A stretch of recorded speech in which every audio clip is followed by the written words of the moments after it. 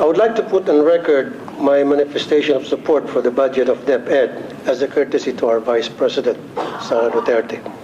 However, I have some few questions and suggestions na kailangan ko pong erase kasi if I don't do that, I'll be remiss of my duty as a senator na nilapitan na maraming mga magulang na mag-aaral sa public elementary and high school para ilabas yung kanilang mga hinaing na karamihan sa mga magulang na ito ay mga mahihirap.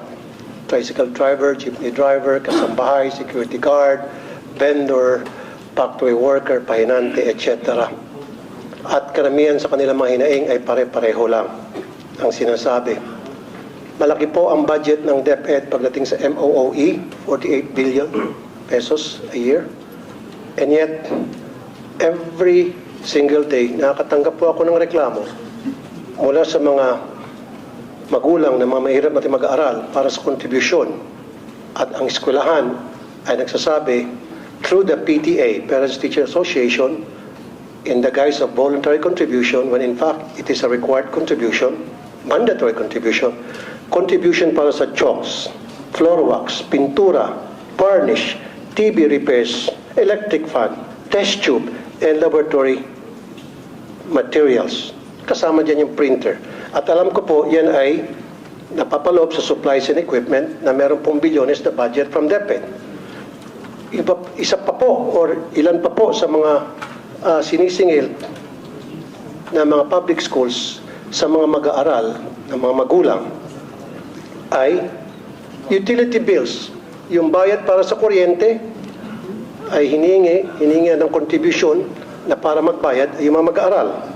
Yung bayad para sa janitor, yung bayad po para sa mga security guard, yung bayad po para sa repair ng CR, and pati po dun sa field trip na sana po ay libre. Now, ang tanong, can somebody run me through, paano po ba nadi-distribute, nadi-disburse yung billions and billions of pesos para sa mga nabanggit ko? How is it being distributed at bakit po hindi nakakarating sa mga eskwelahan na marami sa kanila mga guro? In fact, I talked to some of them. Of course, I'm not gonna mention their name for obvious reason. Wala na po nakakarating sa kanila, kaya ang nangyari, nagre-remedyo po sila at ni-require nila yung kanilang mga estudyante na mag-contribute. Paano po naging required to? Kasi what they do is they call a PTA meeting. Ito po yung doorway, Parents Teachers Association.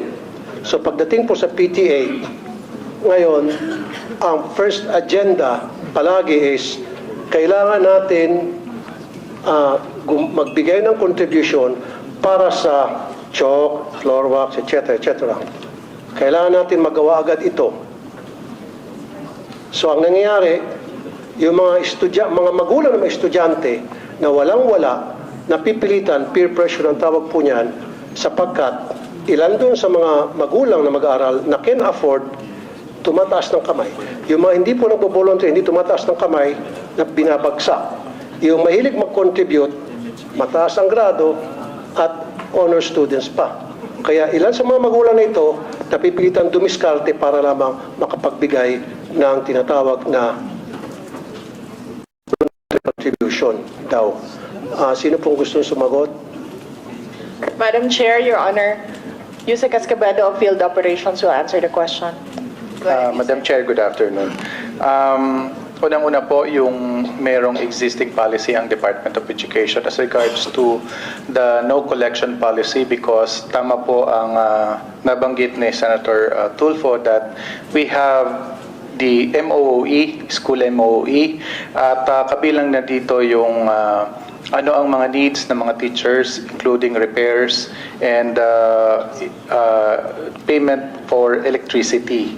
And we also recognize that merong mga PTAs na nag-i-impose na mga contributions because they're saying that they are a private organization, and meron na po kaming mga ongoing investigations. Isa na po dito sa Region 3 where the teacher involved has resigned And Sir, the case... excuse me, let me cut you off. Hindi lang po sa Region 3, sa lahat po ng lugar sa Pilipinas, when I posted sa Facebook page ko yung reklamo ng ilang mga magulang na pumunta po sa radio program ko Wanted sa radyo, binaha po ako ng mga comments from parents all over the country stating that pati sila sa kanilang eskwelahan, yes, meron daw po talagang tinatawag na voluntary contribution from na inimpose po ng PTA. Ang nangyari po kasi sana, ang request ko, pagsabihan niyo po, pag meron pong PTA meeting, dapat wala na akong pag-uusapan na tungkol sa contributions. Dapat ang pag-uusapan lang po sa lahat ng PTA meeting, i-require nyo po, ay tungkol lang po sa academic performance ng mga estudyante o yung mga problema at hinaing ng mga estudyante, period. Kasi ang nangyari, tuwing PTA meeting, 101% ang unang agenda sa meeting na yan, and I have proof from parents and even teachers na ang first agenda tuwing magkakaroon ng PTA ay project. Ano ang pwede natin magawang project sa eskwelahan? Repair para sa CR, varnish para sa silya na nasisira na, bili tayo ng chalk, bili tayo ng floor wax, bili tayo ng ganito, ganon. Ang mga estudyante na walang pang contribute, kuminsan pinapahiya pa, nilalagay pa po sa group chat. Ito, nag-contribute na si Juan, si Mario, si Pedro. However, si Rolando hindi pa nag-contribute, si Petra hindi pa nag-contribute. So napapahiya yung mga hindi pa napapag-contribute na nape-pressure po. In some cases, itong mga magulang, baka natututo pa magnakaw para hindi lang mapahiya yung kanilang mga anak. And meron po akong proof tungkol dyan. And in fairness po sa inyo, this has been going on for many years. Even as far back as yung administration pa po, I can remember Brother Armin Luistro. In fact, nag-away pa kami on air niya sa Wanted sa radyo because ayaw niya maniwala hanggang sa pinadalahan ko siya ng mga reklamo and nakita niya po na talagang valid and then nag-issue po siya ng memo na stop na yung contribution, voluntary contribution. After a few months, nagsibalikan din po hanggang ngayon. So is there a way na talagang once and for all, since senador na po ako, because I promise na once ako'y maging senador, I'll put a stop of this nonsense. Nung ako po'y wanted sa radyo na broadcaster, of course, wala po akong magawa. All I can do is call the authorities and tell them, hey, we have complaints pertaining to this and that. Now that I'm senator and they elected and voted me para mabigyan solusyon itong problema ito na mga magulang mag-aaral, I have to do something to put a stop to these problems once and for all. Can you guys promise me na mainto na to para ako po'y maging supporter ng inyong budget at hindi ko po kontrahin. Humingi kayo ng 1 trillion pesos for all I care. Kasi alam ko kailangan po ang maayos na budget para sa DepEd. And I firmly believe na kailangan talaga ng DepEd ng pinakamalaking budget among all other agencies because we need to give quality educations to our poor na mga kababayan. Because I believe in who he was less in life should have more in law. So dapat sa ating batas, bigyan po ng magandang edukasyon, bigyan po ng magandang serbisyo ang mga mahirap nating kababayan. Dito lang po sana sila makakabawi. And I agree, dapat pabawiin natin sila sa pamamagitan ng pagbigay ng quality education. Pero how can we give these students quality of education kung kulang-kulang?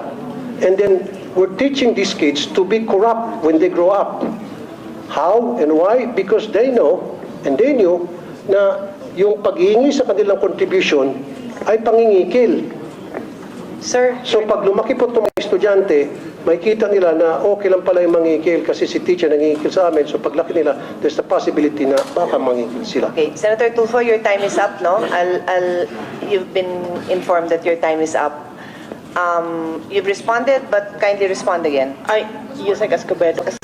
Madam Chair, Your Honor, number one, you asked the question on how you can help. Paano kayo makatulong na senator na kayo ngayon? Pwede po kayong gumawa ng batas na ipagbawal po ang voluntary contribution sa mga PTAs. And then, pwede po nating i-implement yan. May penalties po yung teacher or parent na mag-insist na merong voluntary contribution. Ang mga PTA po, just like all the other associations, are guided by the majority. Kung ano po yung nadedesisyonan ng majority doon sa kanilang association, yun po yung nasusunod. Now, it is a voluntary contribution. Ibig sabihin, hindi po pinipilit yung mga estudyante o yung mga magulang na mag-contribute kung yun man ang nadesisyonan na project ng PTA. Marami po tayong mga stakeholders na iba-iba po yung projects nila sa ating mga paaralan. Hindi lang po mga PTA, but we have NGOs, we have private sector donors who partner with our public schools sa mga specific na projects nila in certain schools. Ganito po din yung ating mga PTA. Pinag-iisipan po ng teachers and ng parents kung paano sila makatulong sa eskwelahan para sa pag-aaral ng mga bata. But then again, as I said, these are voluntary contributions. Pwede po nating ipagbawal, gagawa po tayo ng batas para po merong penalty.